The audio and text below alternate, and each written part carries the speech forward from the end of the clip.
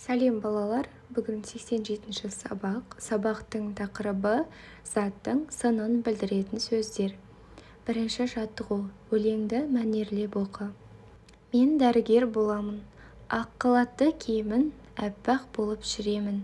Әппақ болып жүргенді өзім жақсы көремін.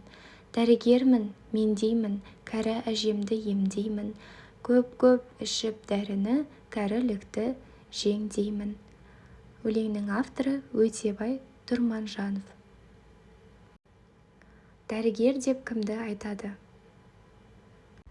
Дәрігер адам ағзасының қалыпты жұмысын сақтап, аурудың алдын алу және емдеуде өзінің дағдыларын, білімі мен тәжірибесін қолданатын адам. Дәрігер не істейді? Дәрігер адамның денсаулығына жауапты маман.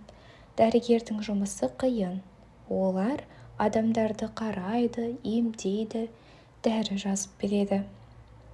Үшінші сұрақ. Өлеңнің алғашқы шумағын көшіріп жаз.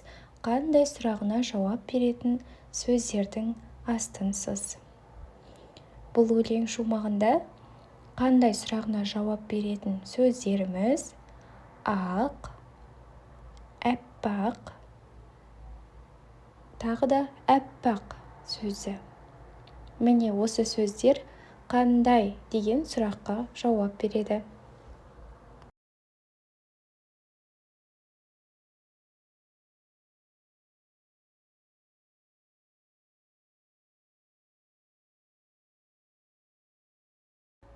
Екінші жаттығу.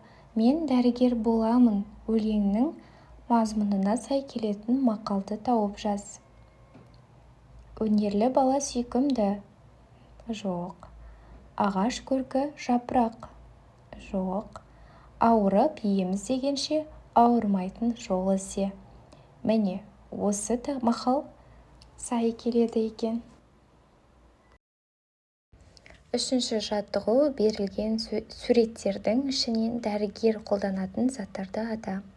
Бірінші бізде йод, екінші дәрі,